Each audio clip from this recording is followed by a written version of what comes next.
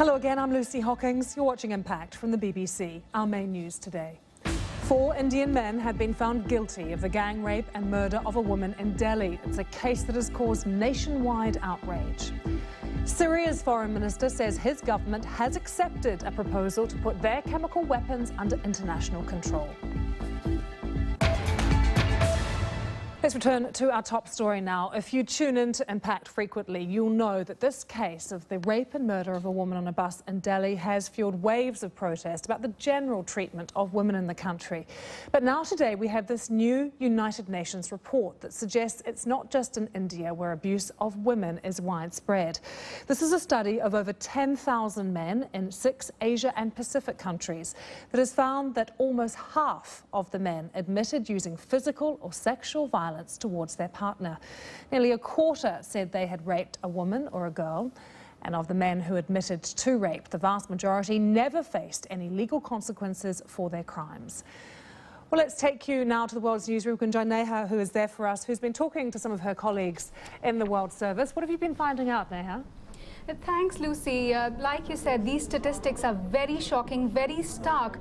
However, the last point that you made about lack of enough legal consequences, that is one which echoes quite loud with India.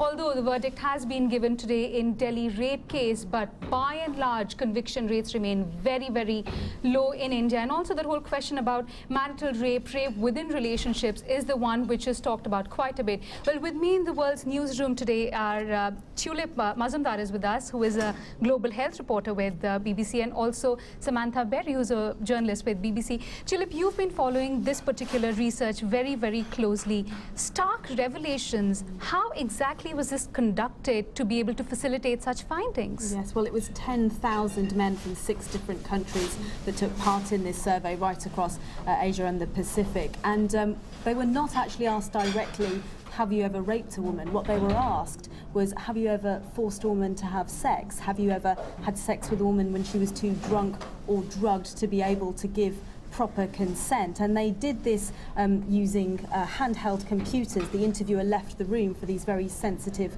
questions, so the men were able to answer quite honestly. And the point you raised there about understanding what rape is and rape within marriage. Now, 1 in 4 men surveyed here said that they had committed rape. Half of all men who said they'd committed rape said that they'd done it more than once, and it was most common within marriage or with a partner.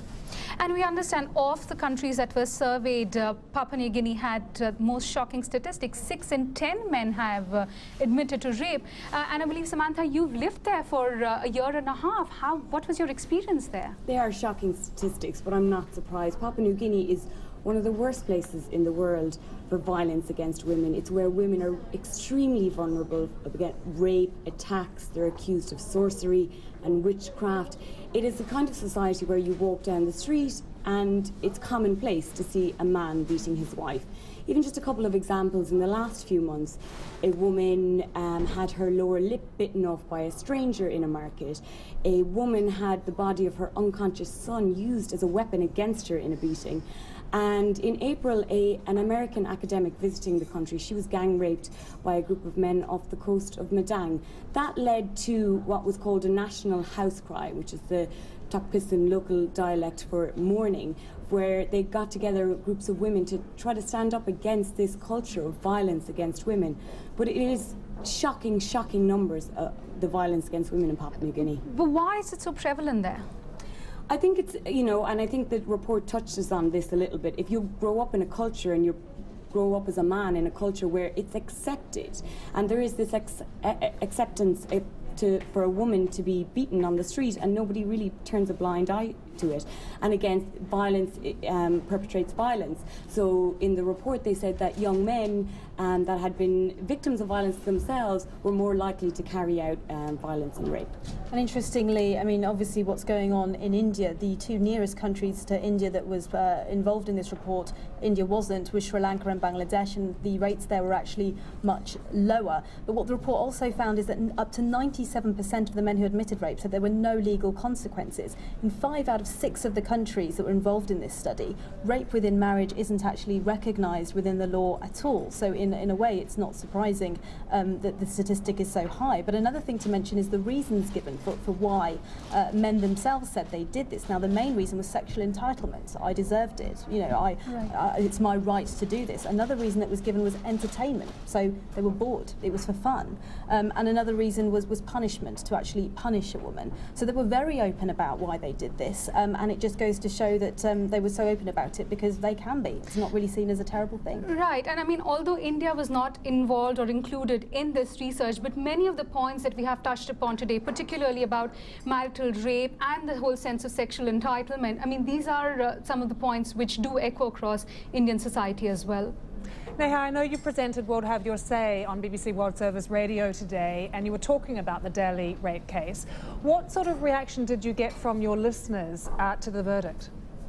Lucy, there were very, very strong reactions. A lot of our participants talked about the question of attitude. We did have a participant who was very vocal and said, well, to be honest, you know, this is so prevalent, nothing's going to change. We did have people who had some faith being reinstated, and they were more hopeful. But by and large, that whole question of attitude and how that has to be tackled remains the largest question. Okay, Neha, thanks to you all in the World's Newsroom. Fascinating to hear from different people in the World's Newsroom about those attitudes and that survey from the UN.